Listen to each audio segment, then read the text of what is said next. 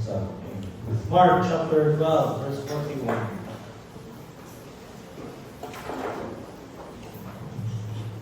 Mark chapter 12, verse 41 to 44.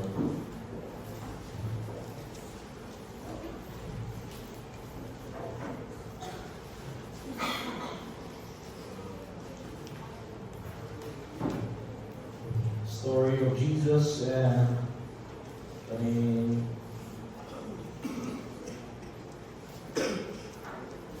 the widow's son.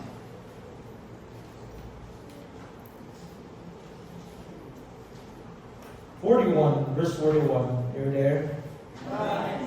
Bible says, and Jesus sat over against the treasury. This is the temple's treasury. And beheld how the people cast money into the treasury. And many that were rich cast in much. And there came a certain poor widow, and she threw in 2 mites, which make a farthing. And he called unto him his disciples, and said unto them, Verily I say unto you, this poor widow hath cast more in than all they which have cast into the treasury. For all they did cast in of their abundance, but she of her want did cast in all that she had, even all her living. Pag-ampo tama, nilagyan ng Diyos ng graan, Ginoo Lord. Pulong, Ginoo mo'y kabayaw ka ng nakapunong.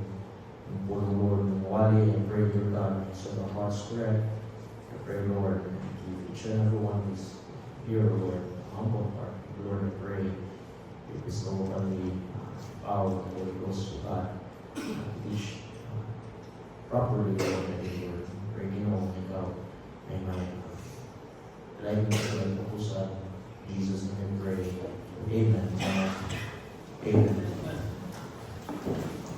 Starting on chapter 12, were full of questions, attacks towards Jesus Christ.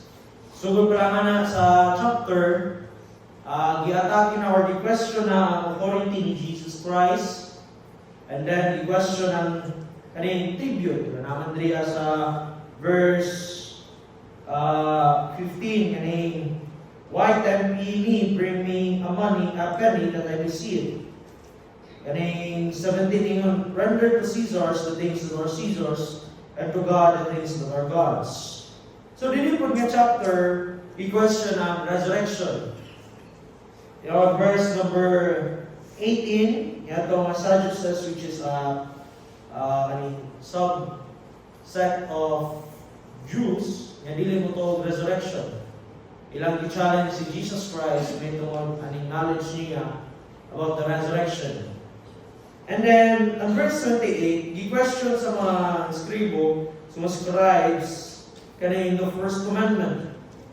And on verse 35, makita nato nga dili na tod ang mga Pariseo or mga Hudyo minamutana, kundi si Jesus Christ mismo namutana sila the question of authenticity towards the Pharisees. Now, on the last part, kung makita nimo ni, mapansin mo, whenever there is a question na ibungat or pangutana kang Jesus Christ, ang tanawon din ni Jesus Christ, how they would ask their question. Unsay naasulod sa ilang pangutana, kung nganong gipangutanan na nila. When he was asked about kaning sa penny or kaning sa subscription, Jesus Christ saw their hypocrisy. When the Sadducees asked about the resurrection, Jesus Christ saw their folly and ignorance to the scriptures. And when Jesus Christ was asked about what is the greatest commandment, iyang nakita din yung verse 34, And when Jesus saw that, He answered discreetly. And now, on verse 41, we observe how Jesus saw the people bringing offerings into the treasury. And Jesus sat over against the treasury and beheld how the people cast money into the treasury. Dili how much, kundi how people cast their money into treasury. On a direct context, si Jesus milingkod, bitanaw, and He saw many people bringing offerings. Mostly sa ilahan nakita niya rich, and they cast much. Pero pansin yung wala gibadlo ni Jesus Christ, gadagan lagi atag. He observed. Dato sila dagan po ng ilang atag. But then what's interesting here is that how he observed this certain poor widow. And she threw at 2 mites. Kanang mites, sa panahon ni Jesus Christ, that is the lowest value of currency or kanang kwarta kaniya to. And even karon naay mo sulti nga even right now ang pinaka lowest value of currency is kaning mites. So makita nimo poor na siya, widow pa yun. Widow means muna sa father of the fatherless. Siya na lang, ang babae na lang, ang mo'y naga-manage sa paninulay. Eh, wala na may bana. So that's a widow. And when you were a widow back then, luwi kay ka. Di man pareha karon niya na may women's rights. Di ba? Na may pabor karon. Ang mga babae karon makapangita man dayong trabaho. Mas kugihan pag yung bahay karon is lalaki. Pero kaniyan to, ang mga babae, they could not easily get a job. They could not easily bring money and supply the needs of a family. So, when we look at this stature of this certain poor widow, wala din siya mapasigarbo sa iyang kagalingan. But still, He gave these 2 mites, which make a farthing. And sa pagkita ni Jesus Christ, gitawag niya yung disciples. Iyang gihimog example, or rather, He commended this certain poor woman. Poor widow. Yun siya, verily I say unto you that this poor widow hath cast more in than all they which have cast into the treasury. He commended this widow. Muna ito po guys, igutan karong kahapon nun, how Jesus, or why did Christ commended this certain poor widow. Now we consider 3 things. Number 1, He commended the selflessness of this widow. Makita na to, nga ang kaning widow, he had or she had the very excuse, justifiable excuse and or reason nga nung dili siya makahatag. Widow na gud siya, pobre pa yun. So masabta na to, nga di siya makahatag. Masabta na to, nga dili siya obligated, or sa pan pa na, walay noblesse oblige sa iyaha. No, man is selfish. Kada usa nato, we are selfish. Hindi na ito na kinahanglan i-deny. We are selfish in nature. Our whole nature are selfish.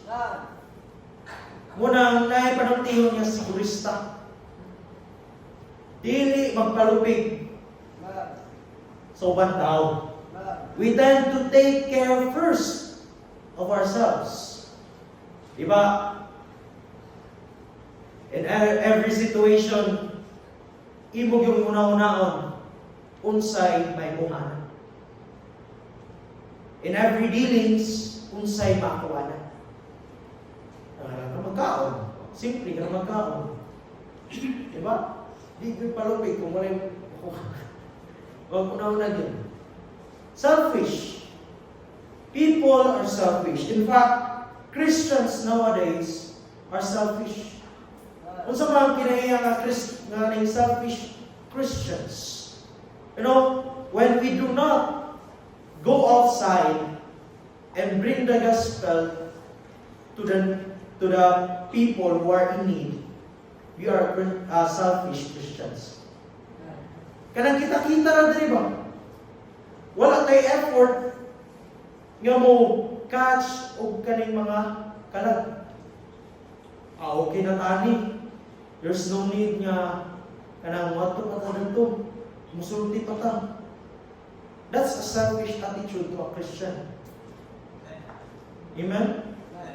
Wala tayo effort nga ginabuhat nga musulti sa silingan, sa ubang tao, sa strangers. Pero pag-abot diri, lipay, fellowship, but sad to say, the reality is, we often forget ang kaning kinaiya na selflessness. But the woman is different. She could have told someone nga, di sa mo atag karon kay panagid ko'y pangbugas. Masabtan na mananato, di ba? Upri good. Wala naman siya makaya niya. But still, the woman did not look unsa ang mahitabo siya. Did not look unsay mabilid sa iya. The woman looked at the need of the temple. Yan ito siya treasury. Yan ito siya templo para mumata. No? When Jesus saw the poor widow, a certain poor widow, He commended. And say, verily I say unto thee, that this poor widow hath cast more in than all they which have cast into the treasury. For all they did cast in of their abundance, but she of her one did cast in all that she had. It means willingly niya ni gihatag. Willingly niya gi-offer sa Ginoo. Pero sad to say, kita mahimutang selfish when it comes to giving. We become selfish pag natay madawatan, sweldo na or allowance man. Ang offering rato mahatag ka na unsay na bilin. Sometimes dili ta makahatag og tithes. Kaya nabalaka na ta sa mga bayronon, sa mga cares of this world, nabalaka na ta kung unsay kinahanglan pamutanan. We consider too much of ourselves, that we fail to see the need of this church, the need of the people. Now, not just in giving, but in prayer also. Don't you know? And have you observed ang atong mga prayer requests karon selfish? Paampo ko sa among paampo ko sa pabor sa among sa among.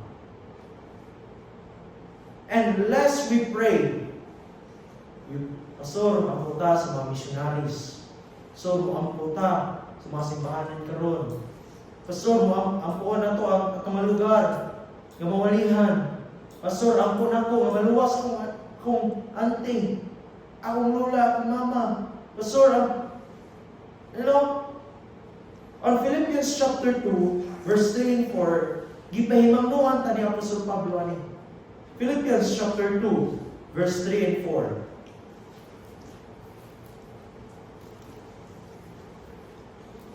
Philippians chapter 2, verse 3 and 4. Let nothing be done through strife or vain glory, but in lowliness of mind, let each esteem other better than themselves. Look not every man on his own things. But what should we look? But every man also on the things of others. Look at others. Look at the need of the world. Look at the need of the people. Anong ang mga Kristohanon kaniadto? We're so fruitful.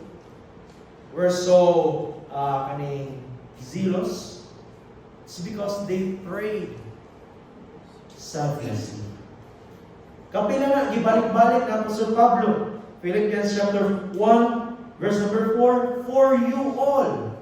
At alawa na Philippians 1, 4, and 5. I always, in every prayer of mine, for you all, not for himself, but for you, for someone, prioritizing others than himself, making requests with joy. Ephesians chapter 6, verse number 18. Ephesians chapter 6, verse number 18, praying always with all prayer and supplication in the Spirit, and watching thereunto with all perseverance, supplication for all saints.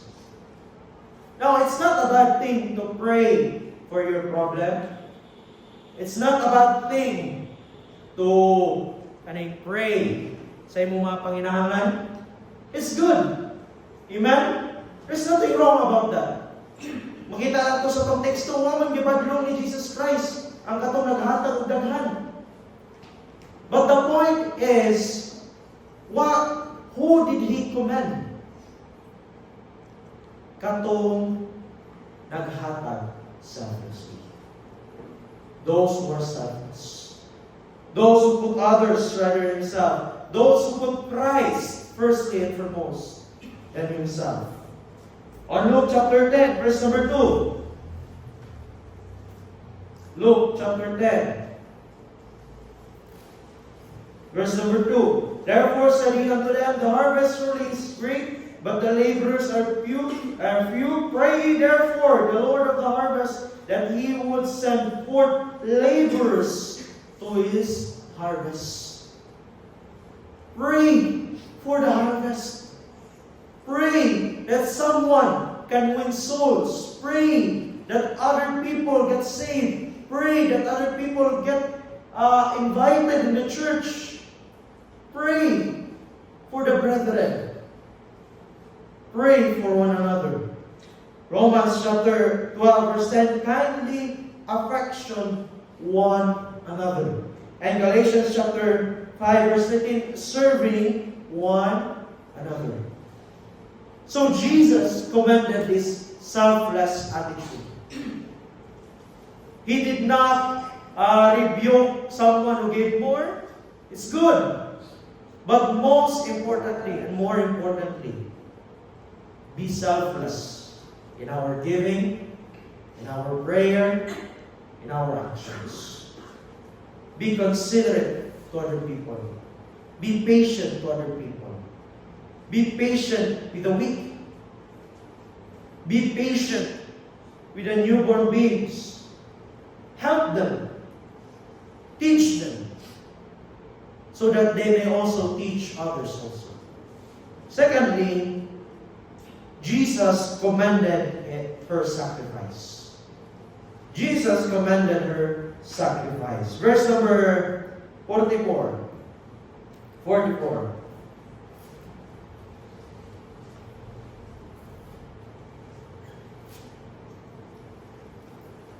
For all they did cast in their abundance, but she of her want did cast in all that she had, even all her living. You know, other people gave, but this woman sacrificed. What's the difference? You can give without sacrificing, but you cannot, you can give without sacrificing. But you cannot sacrifice without giving. Because sacrifice requires you to bleed. Dugo ka ba? Something must be taken away from you so that you can give it to others. Something must be makuhaan dapat ka. Hard dapat si mo ha. Vulnerable to si mo pero you still gave. The rich man gave but did not sacrifice. On Philippians chapter 3, verse number 8. Philippians chapter 3, verse number 8.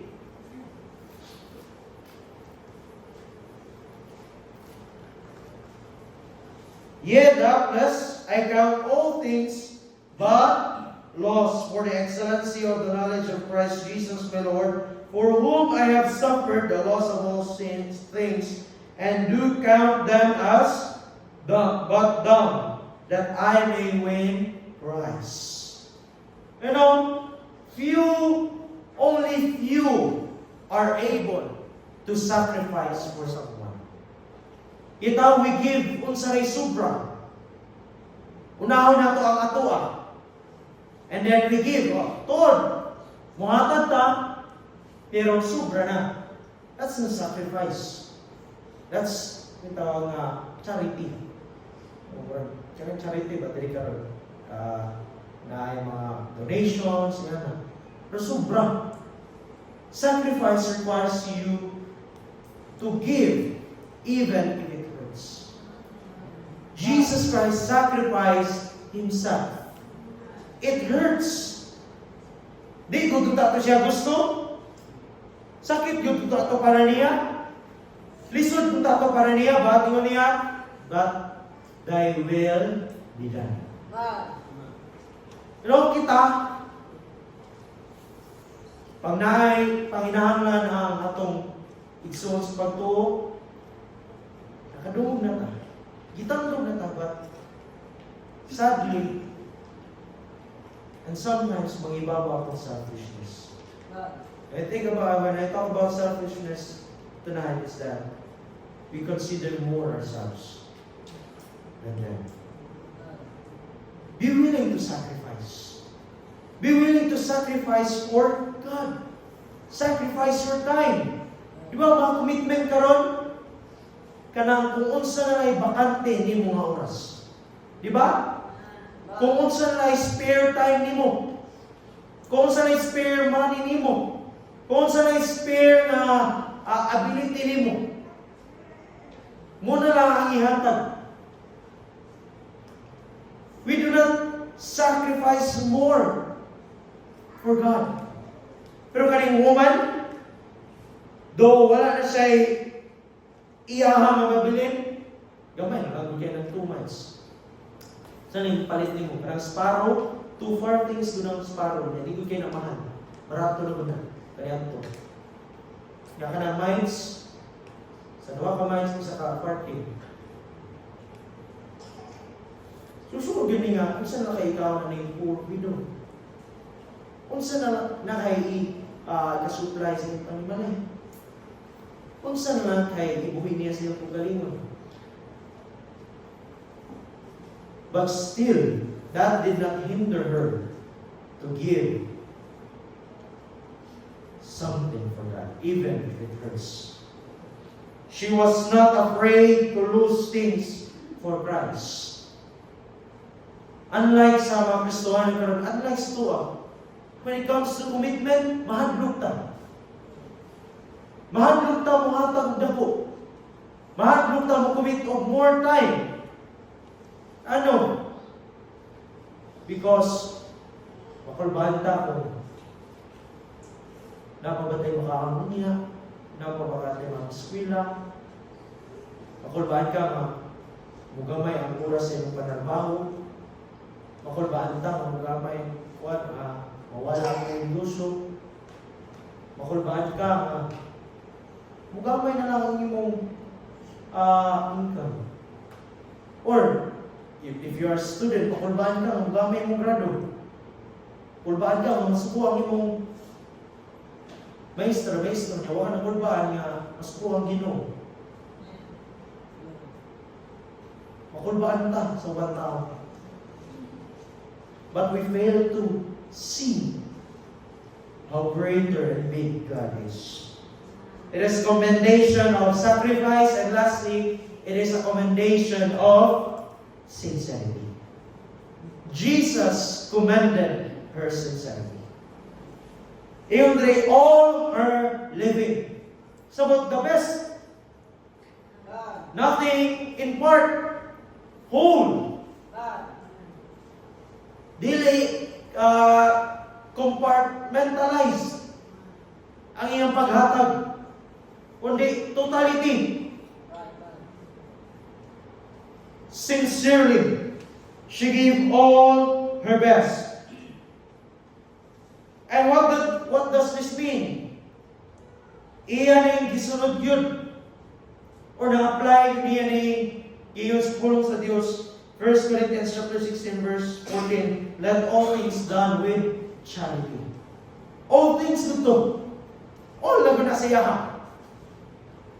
She gave her all because he loved Christ. He loved God. And on the same chapter, dili po discutan what is the greatest commandment. What is the first commandment? Gisgutan to the verse 29 on our text. And Jesus answered him, the first of all commandments is, hear, O Israel, the Lord our God is one Lord, and thou shalt love the Lord thy God with all thy heart, and with all thy soul, and with all thy mind, and with all thy strength. That is the first commandment. And 32, the scribe said unto him, well, Master, thou hast said the truth. For there is one God, and there is none other but He, but to love Him with all the heart, and with all the understanding, and with all the soul, and with all the strength, to love his neighbor as himself, is more than all whole burnt offerings and sacrifices. How do we love? We give all. We give our best. Even if it's little. You know, sa commitment, it's not how much. It's not how big. It's how you give. Were you sincere? Were you selfless? Did you sacrifice? Jesus did not saw the amount of money. Eh kung amount of money lang yung tanaw, datong mga dato nga nangahatag, gi-comment dito ni Jesus Christ. Gipatanaw to sa mga disciples. Tagang tigatan. Ano? Kung sa tuwa ko karoon, may mukuhan 100,000. Dagpo. Kinahiyang rin nga ako ba, this Christian church age. Dagpo. 100,000, 50,000 mga offering. O 2 million kurang pan minulan. Pero pag makamantay tulo, 5 lang na yun. React na yun, no? Tinaw. React na yun mga Kristuhan. A lot of Christians are doing that. Mag-imantay. But did you know it's not about how much? Si Jesus Christ magani iyang commend ang the lowest offering that a person can give. When 1 Samuel, yung doktrin nyo, itong magpili ka kinsa ang hari, si Samuel, sige God, Lord, kanino do? Kanino ginasawa? Muna ginasa hari. Kani Lord, gwapo na siya, dako, daw lawas, muna ginano. Kani Lord, charismatic kayo. No, ibadlog siya sa Ginoo. Ang tao mo tanaw on the outward appearance. But the Lord will give more. Do not focus on what's outside. Focus on the inside. Now, unsa may naani? Dapat ba gamay na ang panulat? Dili. Okay, kung wala mo, tatagdagan, ayun. But the point is, nalipay ba ang Ginoo sa iyong paghatag? Nahimaya ba ang Ginoo sa iyong paghatag? Nag-glorify ba ang Ginoo sa iyong paghatag? Siya ba ang nakita sa iyong paghatag? Dili ikaw. Dili kung unsa ka kahaw, dili kung unsa ka kaning exalted, kundi ang Ginoo. You know, this passage of scriptures reminds us, no? Gina-remind me. A reminder to look at God.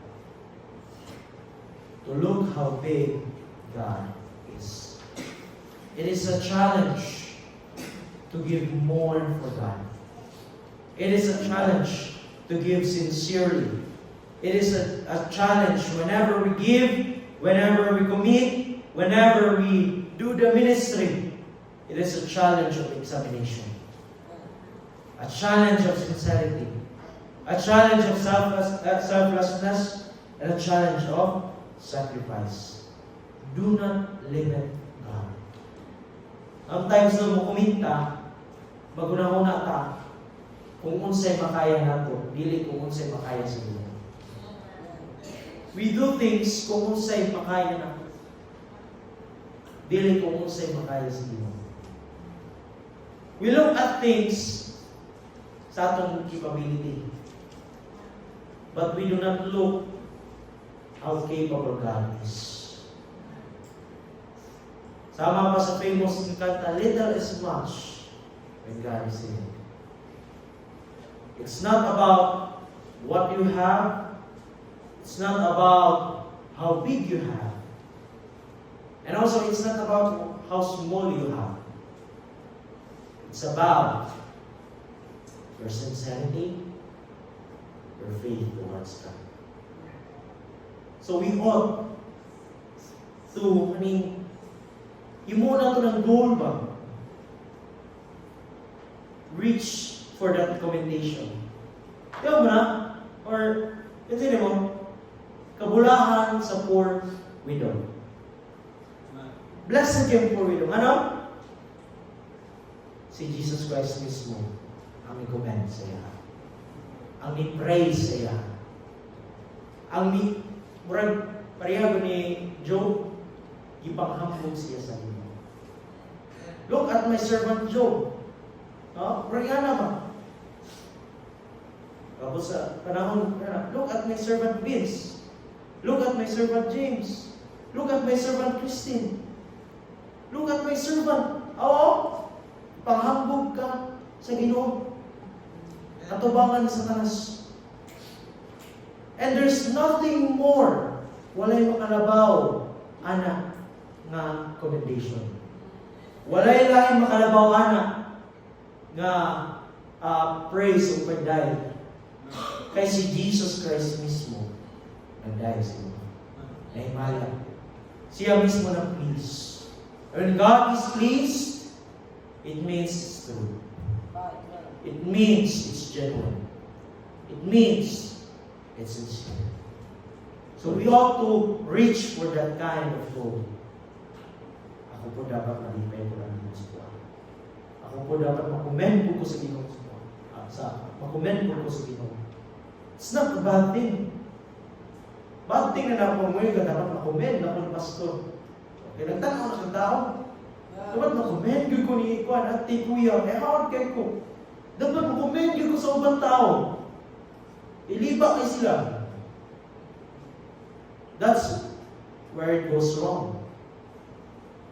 You ought to think of God. Amen? Is that all? When you give, is it all? When you commit, is it all? And when you serve, is it all? And ito tagdaran pareho. Let's pray. Amahan niyo na rin ng Diyos na balangin mo. Salamat, Lord God, sa pulong naroon. Salamat, Ginoo. You have reminded us who should we look whenever something. Sama sa iyong Ginoo, Lord. Whatsoever we do things for your glory.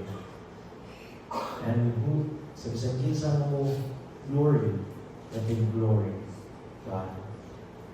Lord, sa iluwa kami na sometimes we tend to look at others. We are too considerate, Lord, kung sa'y masulti sa ubang tao. And we often forget kung sa'y masulti mo sa mga. But Lord, sa iyong pulong karon, how blessed is the poor little God. For you yourself commended her. Ginoo, I pray na kanang imong commendation, mahimo ka namang goal, something that we should reach, something that we should strive. And that Lord, you bless each and every one of us tonight, everyone here, Lord, for the remaining part of the service. In Jesus' name I pray. Amen and amen. Amen.